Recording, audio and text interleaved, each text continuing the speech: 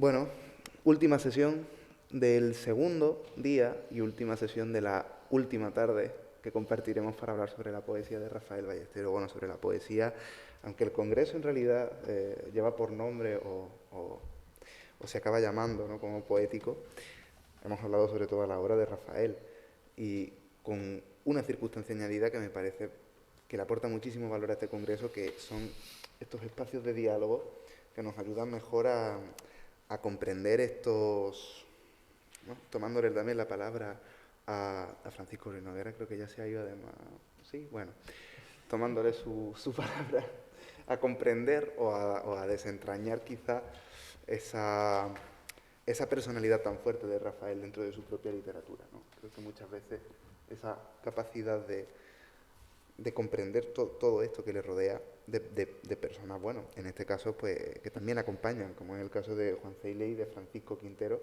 que en esta ocasión además hablarán en particular quizás pues sobre la vida, ¿no?, política, quizás la acción política, la acción ciudadana, me gusta, yo creo que puede ser un nombre casi mucho más apropiado para lo que vamos a hablar. En esta circunstancia, junto con Beatriz, haremos las presentaciones. Yo en concreto presentaré a Francisco Quintero y no me voy a alargar más, aunque podría, ya lo habéis comprobado, dais fe, podría hacerlo. Bueno, y Beatriz continuará con la presentación de Juan Ceile. Francisco Quintero es doctor por la Universidad de Málaga en Periodismo, licenciado en Ciencias del Trabajo, además es máster oficial en Democracia y Política por la Universidad Nacional de Educación a Distancia, la UNED. Experto universitario en responsabilidad social corporativa por la misma universidad, es decir, la UNED. Escritor infinitamente inclinado hacia la poesía, cosa que demuestran varios de sus libros de poesía que han sido publicados. No obstante, además de algún ensayo histórico-político, también muy interesante. En la actualidad se encuentra paseando su primera obra de teatro, que si no recuerdo mal estrenó apenas hace un mes aquí en Málaga, en Cochera Cabaret, ¿verdad?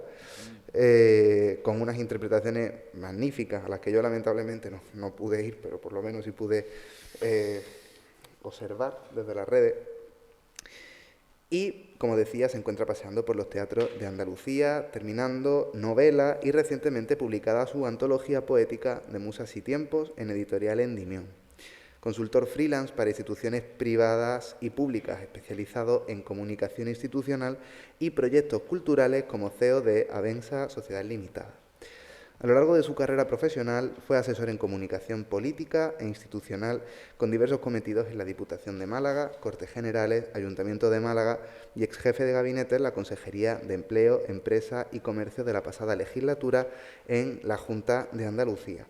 Aunque aquí oficialmente se acaba, sí que aprovecho para añadir una única línea y además es precisamente que me parece una persona muy adecuada para mantener esta última mesa redonda, sobre todo porque hay una coincidencia quizás entre Rafael y Francisco Quintero, que es precisamente la militancia de ambos, que han compartido en el mismo partido y que comparten en el mismo partido, pero también, y curiosamente, la labor artística, ¿no?, o esa convivencia entre el arte y la política que en ambos se da de una forma con esta distancia temporal, pero a la vez de forma simultánea. Y con esto pues le doy paso a Beatriz.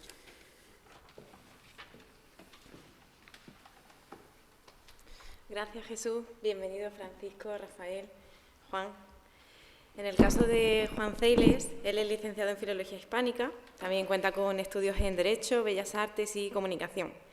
Ha desarrollado un amplio trabajo en el campo del diseño y la publicidad como freelance y con diferentes equipos y agencias, aunque su experiencia más significativa la desarrolla en Orelle con su hija Elvira, proyecto que culmina con una exposición antológica en la Diputación de Málaga en el año 2013.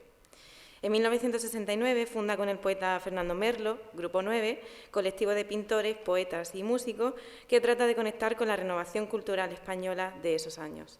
También formó parte de Estudio 70, Teatro de Cámara y Ensayo, que dirigió Miguel Alcobendas.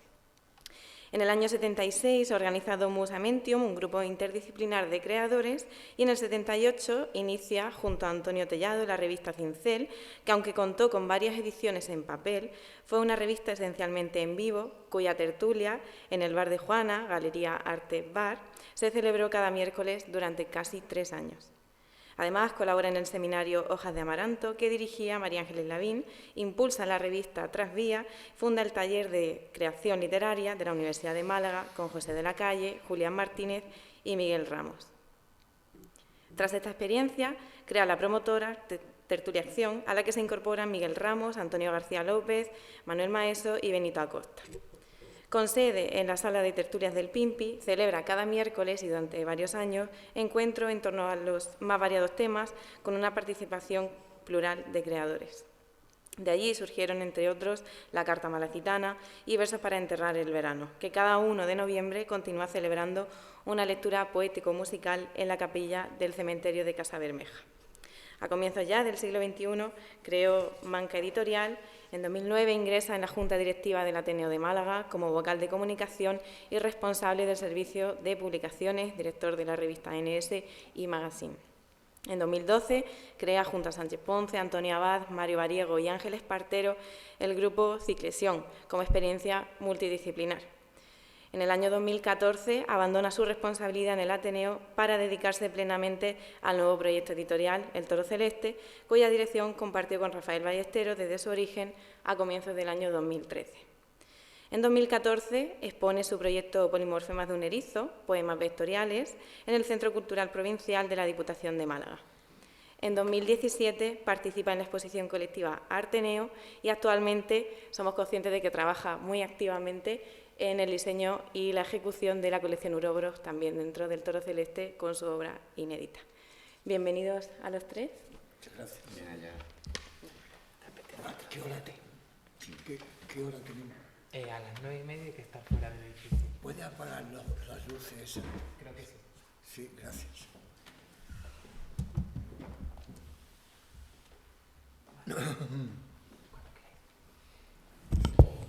Bueno, pues con permiso de todos, inicio yo este encuentro. En primer lugar, muchísimas gracias a la Universidad de Málaga por la invitación. En segundo lugar, gracias a Pedro por invitarme a participar en este congreso de poesía contemporánea, especialmente dedicado a una figura tan destacada para mí como tú, Rafael. Y en tercer lugar, me siento feliz, dichoso, ¿no? Gozoso de estar hoy aquí. Yo quiero, en esta introducción que voy a hacer, apartarme un poco de la admiración que en mí despiertan todos mis compañeros y compañeras que me han precedido en lo docto y en lo académico del tema, porque este encuentro entre los tres pues es un coloquio un tanto más ameno de nuestras experiencias vitales y vínculos, como ha introducido un poco Jesús, que más que pararme obviamente en los formalismos, en las estructuras y en toda esa dimensión que tiene la obra de Rafael. Yo, para este preámbulo, me voy a parar en algo que para mí es muy emotivo y que quizás también tenga que ver mucho con valorar la personalidad, la figura que corresponde a Rafael Ballesteros. Yo, cuando era joven, y yo nací en una familia maravillosa, pero muy humilde, y no tenía antecedentes de política, ni de políticos, ni tenía antecedentes de escritores. Y claro, yo cuando llego a la universidad, pues llegué en mi tiempo con 17 años, aún no había cumplido los 18, y yo empecé a indagar, a buscar referentes, ¿no? Y yo encontré a Rafael Ballesteros, porque yo entré en la universidad y Rafael todavía era diputado, y Rafael escribía, y eso que para mí era tan lejano, pues yo tenía en mis ansias de ser, en mis ansias de crecimiento de persona, decía, yo quiero algún día ser un Rafael Ballesteros. ¿Por qué no? Si yo me siento próximo al Partido Socialista, yo no militaba todavía, pero militaba en ciernes, estaba a punto de militar. ¿Por qué no voy a ser diputado? ¿Por qué no voy a escribir como Rafael? Y yo estoy, ahora obviamente, el tiempo ha pasado, solamente hay que ver mi rostro, que el tempus fugit celerite, pero ya que aquí todos hablan latín, yo voy a intentar hablar un poco, porque aquí todo el mundo ha citado y yo también se me daba bien el latín, las lenguas muertas se me han dado muy bien. Y el tempus fugit celerite también para comprobar que aún estoy en ese proceso de aprendizaje. Y estoy aquí gozoso, feliz, contento. Para mí es como una meta, pero me asomo a esta cima y de repente digo, pero si Rafael está allí, tengo que seguir mucho más, ¿no? Y esto para mí es pues un primer reconocimiento que da la vida de este encuentro vital entre dos personas. Y hecho este preámbulo, yo quiero que hagamos un debate. Yo te voy a hacer una pregunta. ¿Qué eres más? ¿Poeta o político? Poeta. Fíjate, yo ya con la edad que tengo también digo lo mismo, pero ay, perdón, que no he movido esto. Eres más poeta que político. Y para ser político hemos necesitado nuestra poesía, no la poesía que hemos hecho, sino la poesía que hemos proyectado. No. Para ser político bastó el amor a la libertad. Bueno, a esa libertad. Un amor profundo y sincero por la libertad. Una necesidad vital por la libertad. Una libertad que no podía ser otra cosa que compartida. No es posible sentirse radicalmente libre si los que te acompañan, tu país, no es libre. No es una cuestión de individualidades, sino de colectividades, de pueblo. Y fue eso, el amor a la libertad, que era necesaria para tantas cosas, entre otras cosas para tener la posibilidad de vivir intensamente, que es lo que se quiere hacer cuando se es joven, ¿verdad? Bueno, sí. Yo lo sigo Vivir sintiendo. con intensidad, con totalidad, como si quisiera uno vivir el todo, ¿no? Al mismo tiempo, y eso es tan hermoso. No recuerdo esos momentos en que uno quería vivir todo al mismo tiempo y casi con la misma intensidad. Pero las dos cosas y termino. Uno, por supuesto, me siento más poeta, pero yo no plantearía las cosas poeta o político. Versus, ¿no? No lo he vivido como contradicción. Exacto. Ahora, si me preguntas qué te Una encuentras opción. más, yo poeta. Claro. Y mi última pregunta, y ya te cedo un poco los trastos, Juan, que no quiero acaparar esto. Amar, ser libres y vivir, todo va dirigido a un plural. ¿Tú lo sientes así? Es decir, has sido político porque ser libre lo necesitas con tu contexto. Sí, Amar, en un plural, necesitamos que nos amen y que amemos. Esa reciprocidad, ¿en esa reciprocidad está nuestra poesía? ¿Está tu poesía?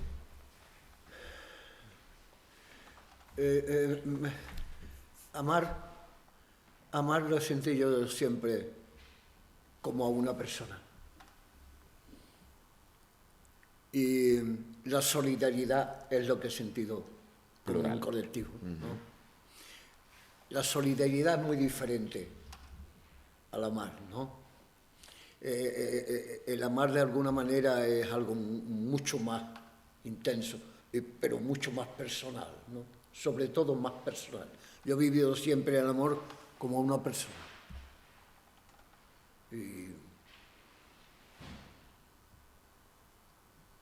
Y el amor a los demás es palabra que no me gusta. Me gusta más solidaridad, ¿no? Porque se respeta más la individualidad de los otros, ¿no? Hay en el amor una zona dañina, que es la de la posesión, ¿verdad? Duele mucho, sí. Sin compartir, ¿verdad? La posesión. Mientras que el amor a los demás es mucho más solidario, mucho más generoso, porque te incumbe menos, naturalmente.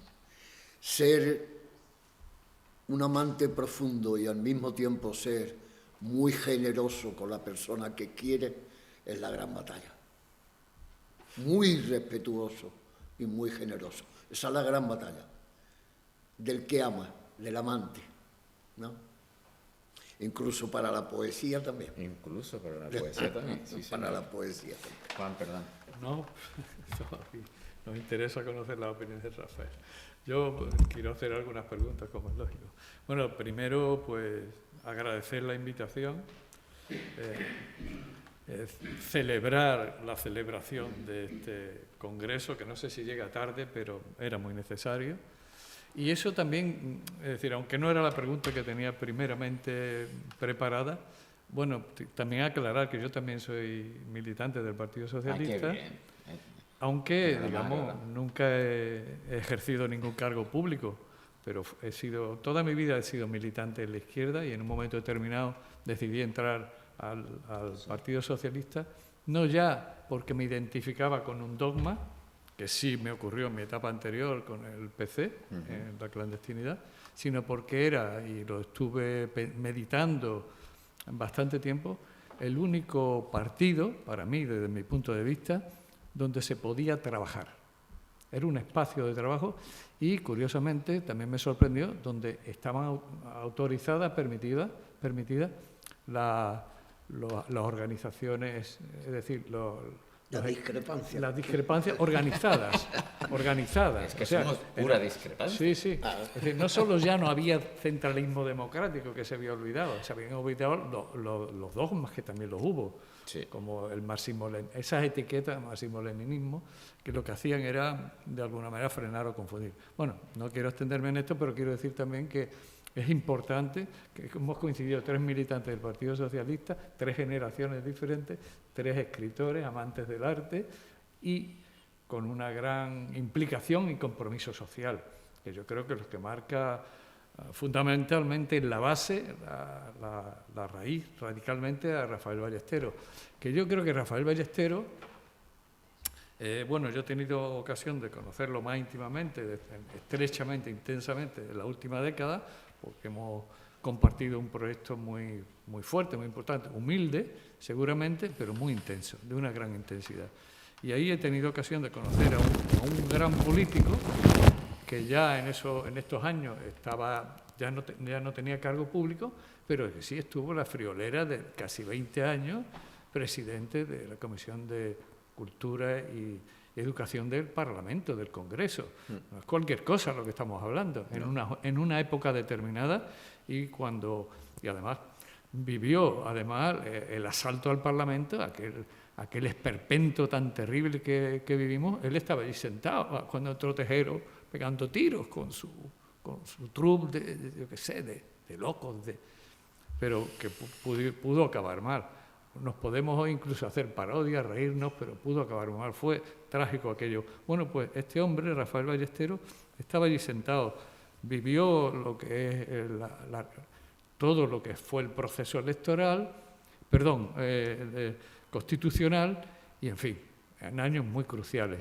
Yo después he pensado, ¿cómo un hombre que ha vivido tanto, tan intensamente, que ha sido tan importante en la política y en la política cultural española, por supuesto en Málaga, por supuesto para Málaga también, pero no solo para Málaga, pero precisamente en Málaga, cómo es un hombre al que a través de los años, y yo cuando me acerco a él, y tengo que decirlo porque así lo siento y me duele, no se le presta la atención que hay que prestarle.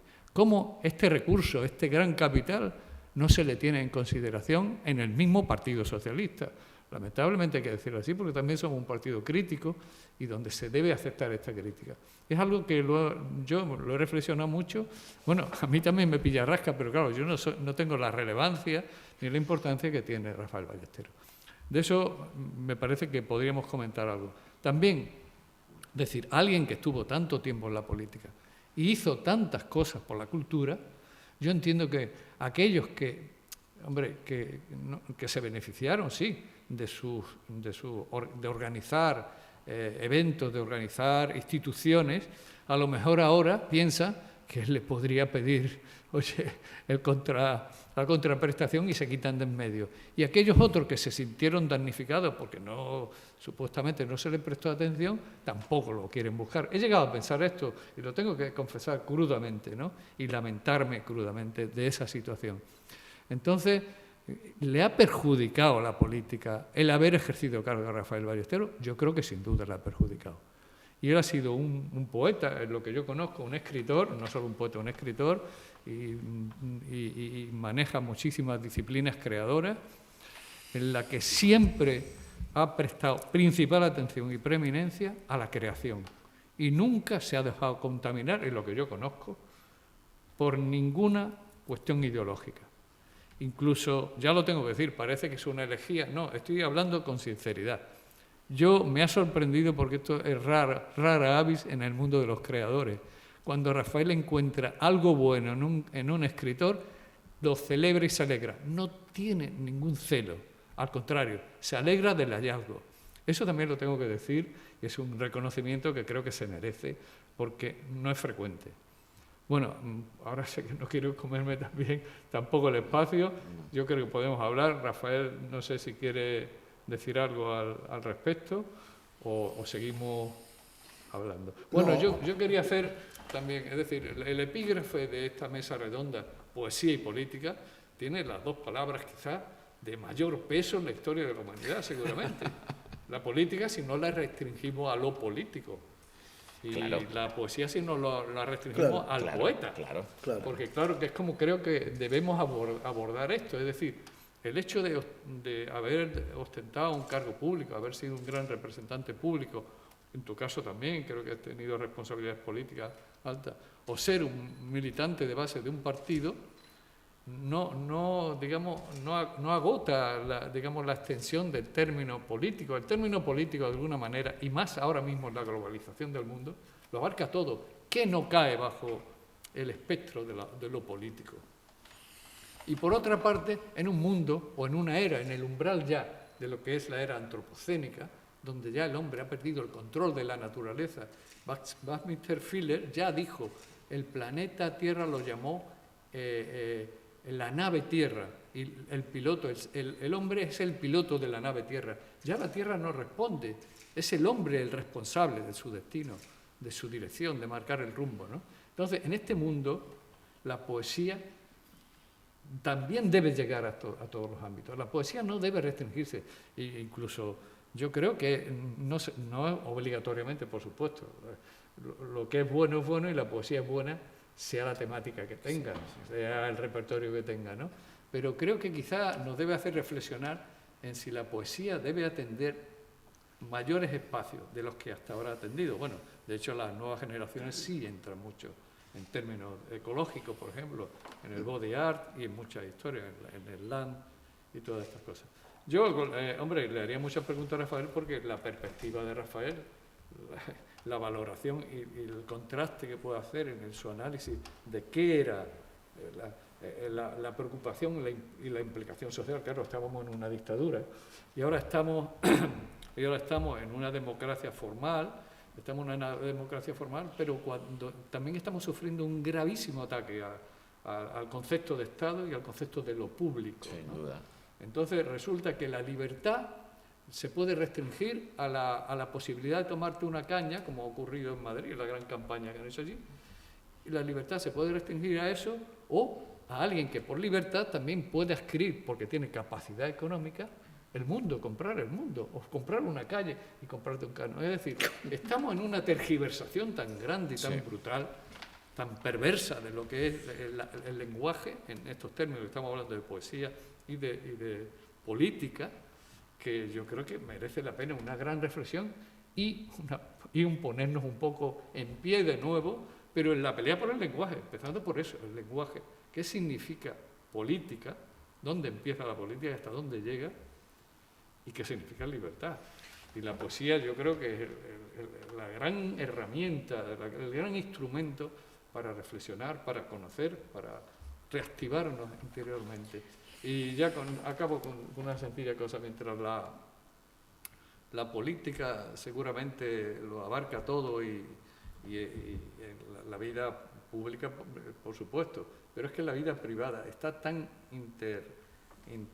interrelacionada con la vida pública ahora mismo que creo que lo político se extiende a todo. Y en cuanto a la poesía, pues no sé si en Montale habla de ese misterio que nos envuelve, pero que las raíces las tiene dentro de nosotros, ¿no? Y entonces, a partir de ahí, el planteamiento de Paco Ruiz Noguera de la poesía como conocimiento, la poesía como introspección, la poesía... Es que la poesía, yo creo que como indagación del lenguaje, que es la indagación del mundo. Es decir, si no dominamos la lengua, no estamos entendiendo el mundo. Y para cambiar el mundo, yo creo en la poesía, sobre todas las cosas. ¿Abundo yo y tú contestas o quieres...? No, yo estoy absolutamente de acuerdo, pero no tengo nada que comentar. Pues yo sí tengo cosas que comentar en un sentido muy, muy concreto. En primer lugar, a la alusión que hace sobre el Partido Socialista, del que yo formo parte activa en este momento, lo más que podemos hacer, y yo como... En este caso, estoy en mi distrito, además soy secretario general de este distrito, soy secretario general del PSOE del distrito teatino, estoy en mi tierra, ¿no? Lo primero que tenemos que asumir es el error, es un error histórico como una organización compuesta por seres humanos en los que erramos con muchísima facilidad, y además que creo que lo más progresista que puede haber es reconocer tu error, avanzar y progresar en algo que haces. Y es que a veces nosotros tres, porque formamos parte de esta organización, nos equivocamos y no reconocemos el verdadero valor, que no precio, que tienen determinado conocimiento, personalidades que forman parte de nuestra organización y que desechamos con una facilidad o con una falsa manera de entender que dejamos atrás episodios o etapas por dejar a personas, y yo creo que en eso nos equivocamos. Yo el primero... Si sirve de algo decirlo aquí, yo el primero. Luego, en segundo lugar, yo quiero abundar con el concepto que tú has vuelto a utilizar de amar, con el concepto poesía y con el concepto política. Yo, parafraseándote, reubico los verbos que has utilizado. Yo creo que la política no es que está en todos sitios, es que la ubicamos en todos sitios por nuestras necesidades diarias, porque la política es desde el recibo de la luz, que ahora está en boga, hasta, no sé, pues, o la libertad de la caña, que es el paradigma en el que se ha convertido una falaz campaña electoral para hacer presidenta de una comunidad autónoma pues a alguien con la inconsistencia de la señora Díaz Ayuso, y lo digo obviamente aquí en sede de cátedra, es decir, que me parece absolutamente inconsistente su discurso, sus políticas, etcétera. Pero eso la ubicamos en todos sitios. Y la poesía sí es y está en todos sitios. En eso yo estoy totalmente de acuerdo contigo. La poesía es absolutamente todo. Para mí, y creo que para los tres que estamos aquí, y al objeto de este congreso que estamos celebrando. Yo he utilizado últimamente una frase, y ya que estamos hablando de poesía, yo soy poeta antes que hombre o mujer. Fíjate si para mí es importante la poesía. Es decir, no concibo la poesía ni siquiera en mi género, ni en mi sexo, ni en mis opciones sexuales, ni en mis opciones profesionales, ni como hijo, ni como tío. No, yo es que soy... Antes que nada y todo, soy poeta. Y eso es una seña identitaria que los que somos poetas debemos expandir y contagiar. ¿Por qué? Porque tenemos que hacer que la gente nos reconozca, no a nosotros como poetas, sino que reconozcan a la poesía como elemento vertebrador, como elemento de estabilidad, como elemento de conocimiento, como elemento de crecimiento personal, como elemento de crecimiento de una sociedad. Una sociedad sin que conozca la enjundia, el valor, los entresijos de lo que supone la poesía, no crece, no avanza en el sentido más pragmático y más real que queremos, que es en esa progresividad que nosotros tres compartimos, y en ese valor de la libertad, en esa defensa de amar, en esa defensa de, como muy bien has discernido, Rafael, que nunca se me olvidará esa frase, entre la diferencia entre amar y ser solidarios, porque amar efectivamente es algo tan individual, es ese nexo entre dos seres, entre dos almas. Y ser solidario es lo que queremos los progresistas. Ser solidarios. Nosotros queremos ser solidarios porque yo quiero que tú vivas igual de bien que yo y yo igual que bien que tú, y que mi poesía la conozca todo el mundo y que todo el mundo... y que tenemos las mismas posibilidades. Esa es la opción, sí señor, y esa es la solidaridad. Y yo me parece de una precisión hilvanada, que creo que luego cuando llegue a casa escribiré un poema sobre esto que estoy... Claro, porque lo has precisado con ese detalle que para mí es fundamental como persona. Y ya, como último, yo apostillo. ¿Es la poesía una religión? Desde luego no. Vale. Pero fundamentalmente por una cosa, que es la clave, creo, del tema. La religión que yo conozco, la religión de la que hablamos, ¿no? Hombre, claro. Si hay algún musulmán aquí es raro, ¿no? Algún budista, pero puede haber. Bueno, claro. Si lo hubiera sería igual. Estoy hablando de la Iglesia Católica. Esa. El hombre, ser religioso, ¿no? En la España de hoy. La diferencia fundamental está en que, creo yo, cuando dice uno la diferencia fundamental, le echa uno valor, ¿verdad? Porque es el fundamento. Voy a hablar del fundamento de la diferencia. Pero una diferencia fundamental es que en las religiones hay dogmas. Y por tanto, ¿qué es lo importante? Lo más importante de todo. Por tanto, herejes. Y en la poesía no hay ningún hereje nunca. El dogma expulsa al hereje y al poco lo condena y si puede lo quema. Lo hemos vivido y lo estamos viviendo con otras religiones, ¿verdad? Pessoa decía una cosa, bueno, entre las 250.000 que dice deliciosas, dice, qué casualidad, qué fineza, qué manera de organizar la sociedad tuvieron los latinos y los griegos, que teniendo tantos dioses no tuvieron nunca herejes. Qué maravilla de frase. Teniendo tantos dioses, no tuvieron nunca ningún hereje.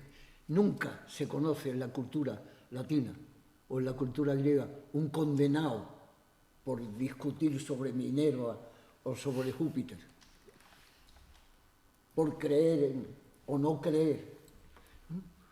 Era una manera de estar con la otra vida, de una manera libre, ostensiblemente creadora, donde está prohibido el hereje. Y ese es el fundamento de la poesía. Aquí no hay herejes. Y el que piense la poesía como dogma no es poeta. Es una afirmación muy grave, ¿verdad? No es poeta, incluso casi le meto el dedo en el ojo, ¿verdad? Pero es exactamente así. No tiene nada que ver con la poesía. La poesía fundamentalmente es libertad. Es todo mucho más, ¿verdad? Podemos unir lo que nos ha dicho Ruiz Noguera esta tarde. Era un vaivén del 18 al 19, del 20 al 21, al hoy, ayer, y todo era coherente. No porque al final, por su generosidad, ¿no?, estaba mi poesía. No es eso el tema. El tema es que todo ese mundo es coherente. Y ahí no hay hereje ninguno. ¿Qué hereje? Rimbaud es hereje. Mallarmé es hereje. Valéry es el menos hereje de todo. Pero quiero decir, ¿Entendéis lo que quiero decir? Aquí no hay hereje. Aquí me atrevería a decir, no hay ni siquiera la diferencia entre que podemos vivir nosotros, ¿verdad? Ni siquiera debe de haber la mínima diferencia en la consideración si un hombre es de izquierda o de derecha.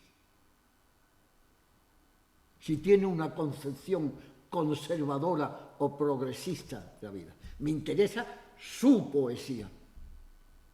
Y su poesía, siendo conservador, pues es extraordinariamente importante.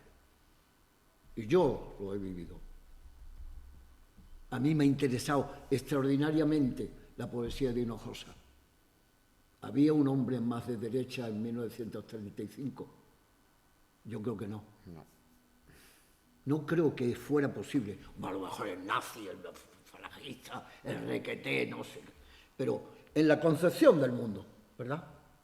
En la concepción de la propiedad, en la concepción de la solidaridad, en la concepción fundamentalmente de lo que me parece más importante, es de qué me merezco yo de la vida porque soy yo.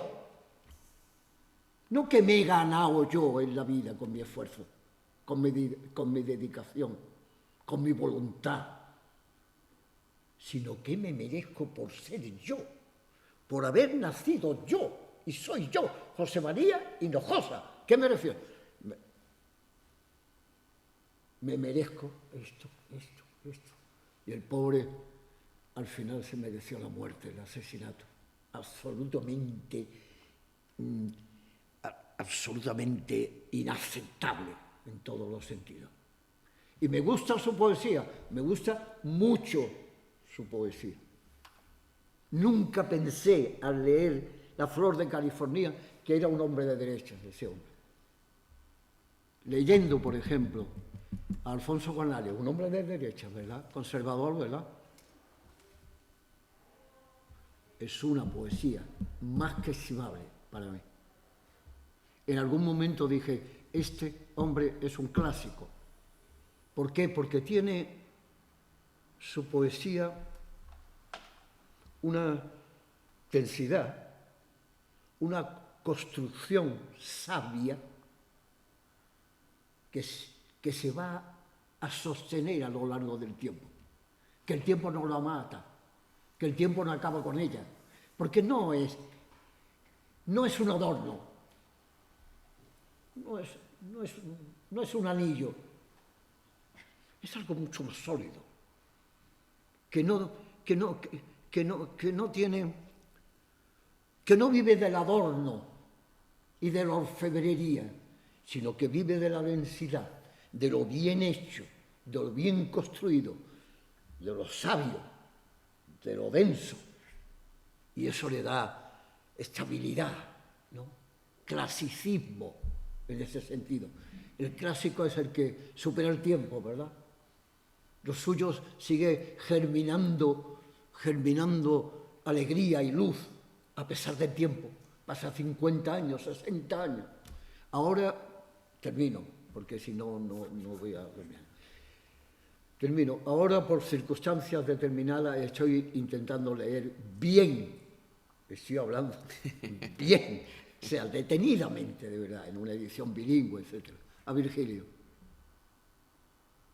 Y qué empuje tiene, qué empuje, qué certeza más grande en su idioma, qué voluntad más recia, más aquí estoy yo y voy a vencer el mundo. Es una cosa, parece que es una cosa como fluida. Lo bien hecho siempre parece fácil, ¿verdad? Parece siempre que se ha conseguido con poco esfuerzo, ¿verdad? Pero qué sabia construcción, qué maravilla de construcción. Ese es el clásico. Y está ahí, 2000 años por encima, y pasarán 4000. Y seguirá siendo Virgilio.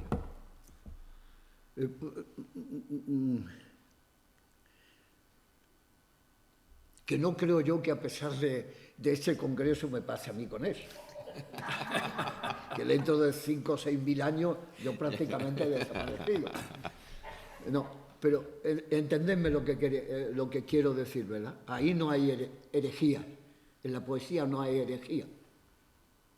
El que dice o manifiesta herejía es el manipulador, el que engaña. Eso no quiere decir que haya que criticar y acervamente si es necesario. Porque uno puede considerar como crítico, como evaluador de la poesía, que si hubiera hecho un mayor esfuerzo, hubiera conseguido mayor belleza. Que si se hubiera exigido más, tenía los resortes para hacer algo más profundo y más bello. Y se ha quedado en lo pequeño, se ha quedado, no digo en lo miserable, pero sí en lo pequeño, pudiendo hacerlo grande. Termino porque quiero también decir lo mismo que Juan ha querido decir, esas cosas tan agradables de mí. Aquí tienen ustedes un hombre que cree en la gran literatura. Al principio del Congreso digo, nadie es grande en la literatura si no quiere hacer algo grande.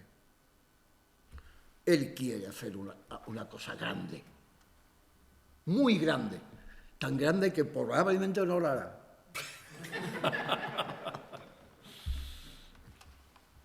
¿Por qué es tan grande? Quiere revolucionar el mundo.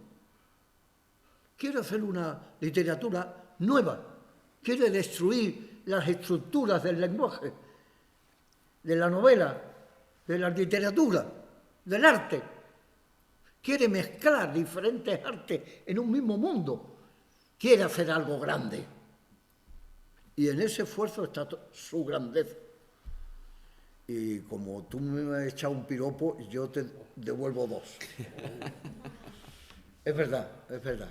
Es el que quiere un arte grande. Es el único que lo puede hacer.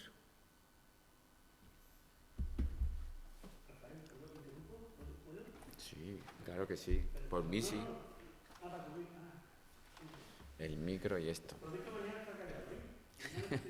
Sí, para ser consecuente con lo que acabo de decir, si eres simpatizante socialista, te oiremos con más gusto. Pero más que simpatizante, milita, que me conviene más. Pero como no, bueno.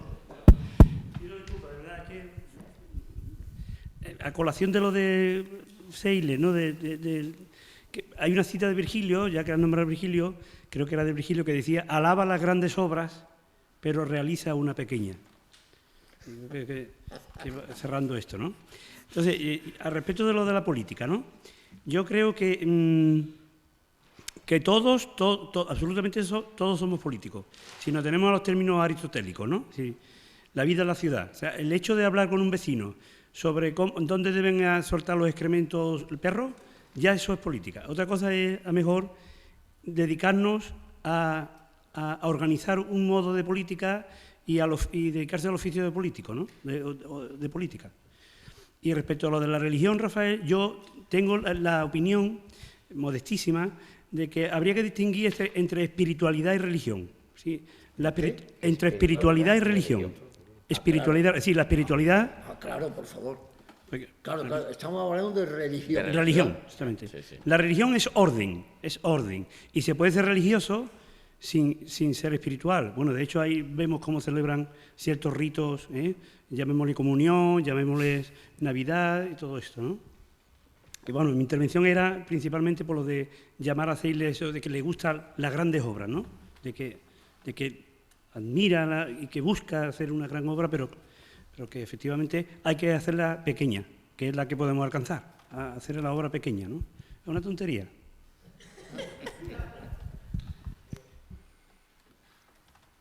Bueno, por supuesto, la espiritualidad, Rafael, me has pegado un golpe que me has dejado. En fin, me cuesta hablar, pero bueno. Yo quería hacer algunas preguntas al respecto. Bueno, porque a ti te gusta mucho el flamenco. Sí. Muchísimo. Llevo 35 años intentando tocar la guitarra.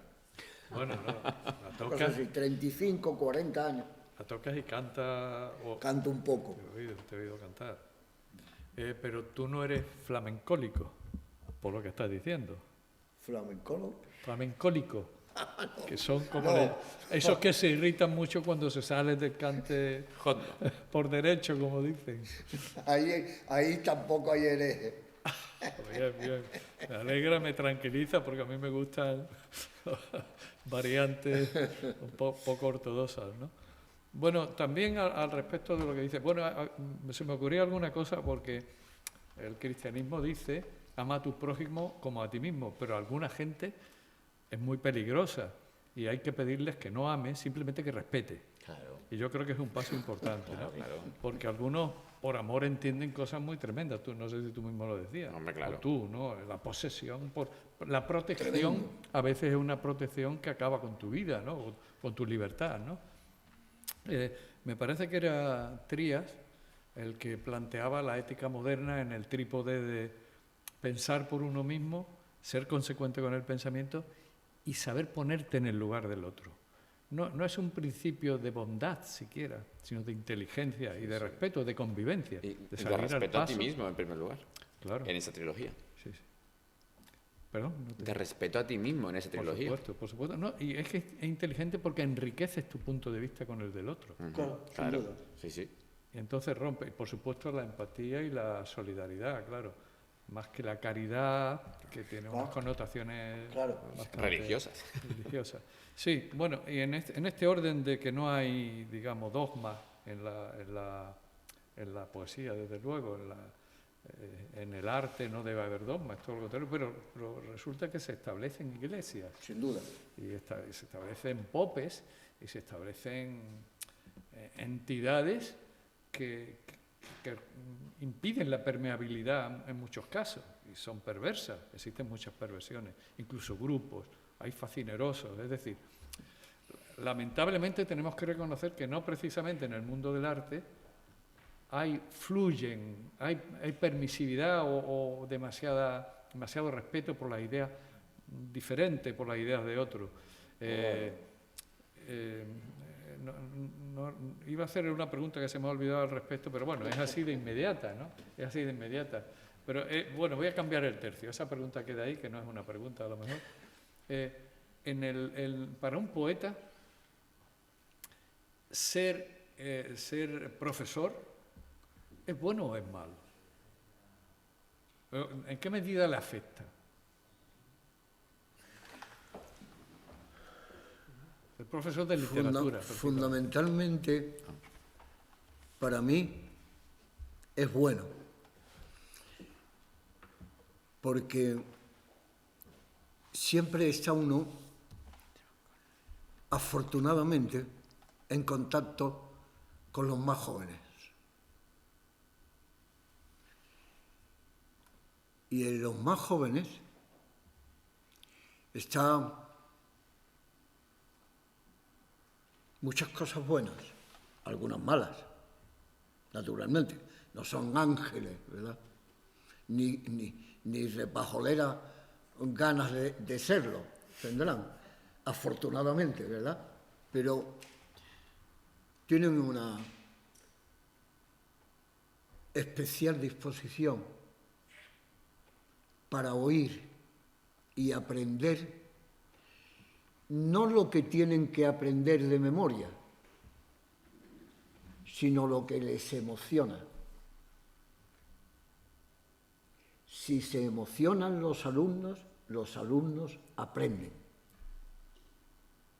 Si no se emocionan, memorizan. Si quieren aprobar. Al que no le importa, pues dice, pues ni eso si quiere. Pero no aprenden. Y como tienes que tener esa conciencia si eres un profesor medianamente formado y responsable, que tienes que emocionar, tú tienes que estar emocionado. La emoción no se puede fingir. El chico joven, la chica joven, ve inmediatamente quién se emociona falsamente. El profesor ha de ser verdad humana, emoción verdadera, calor sincero. Y decir lo que quiere, lo que sabe, lo que quiere que los demás creen que debe aprender. Y el alumno capta. Y cuando uno, y ahora viene el interés, cuando uno tiene que verbalizar desde la emoción lo que sabe y su propia experiencia, está muy cerca de la creación humana, de esa tensión en la que uno está cuando escribe y cuando vive algo potente. Yo he tenido la tremenda experiencia positiva, siempre positiva, de mis alumnos. Siempre positiva. Ahora, no, por supuesto no me hacían ni caso, por supuesto quiero decir ni caso, en el sentido de que, claro, se distraían, yo les aburría, yo llegaba después de matemáticas, religión, sociología y química orgánica, y llegaba yo y decía, el barroco, ¿verdad? Hay que, para no distraerse, hay que emocionar mucho, ¿verdad? Pero sin embargo nunca me arrepentí de ser profesor, nunca, aunque llegaba hecho polvo, con problemas de garganta, pero cuando veía algunas luces en los ojos y pensaba muy sinceramente, si yo hubiera encontrado una persona que me emocionara como ese quiere emocionarme. Esa era mi justificación como profesor. Yo he tenido el profesor que llegaba a clase y decía, ese era el profesor.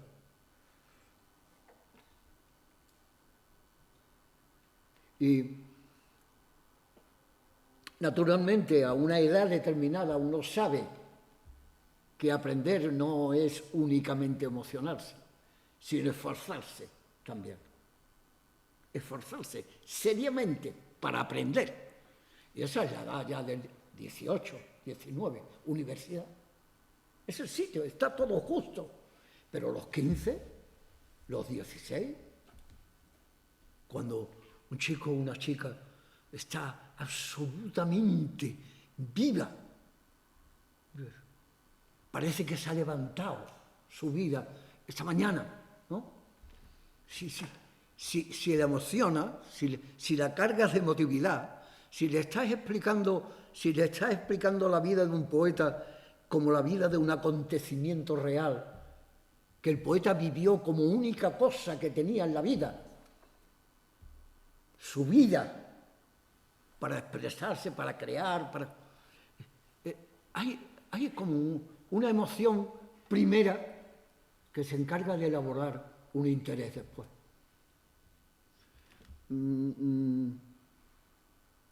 No sé exactamente qué es lo que quería decir al final, pero algo muy brillante desde luego.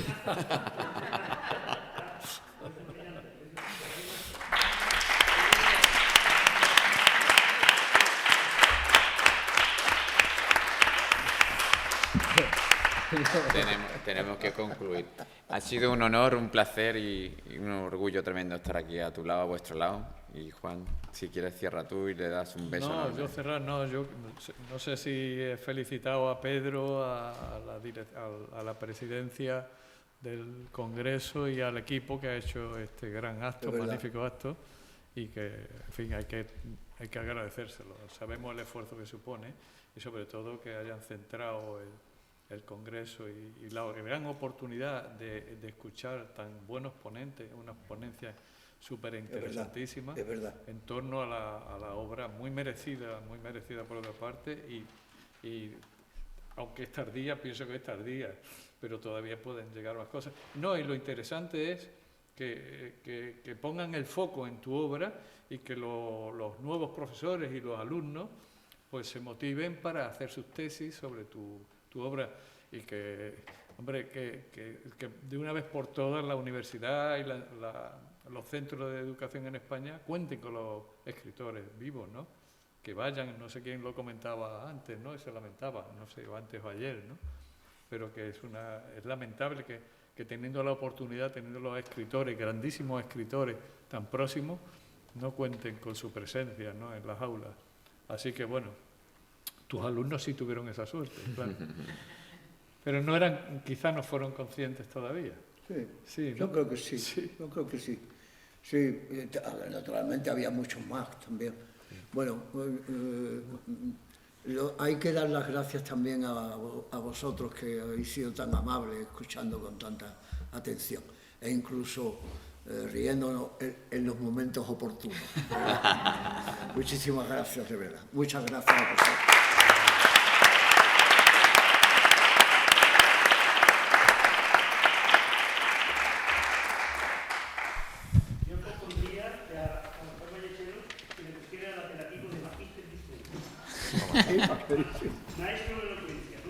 En latín, maestro en elocuencia. Muchísimas gracias a los tres por concluir esta segunda jornada de manera tan brillante. La verdad es que es un lujo teneros a los tres en la misma mesa. Yo no quería que nos fuéramos sin agradecer especialmente a Juan Ceiles sus palabras, porque ha destacado tanto al principio como al final de su intervención la necesidad de este congreso, y yo quería destacar públicamente que, de hecho, la primera idea, el germen de celebrar este congreso, provino precisamente de Juan Ceiles, así que agradezco mucho que nos dejaras a los miembros de la Universidad de Málaga coger ese testigo. Muchísimas gracias.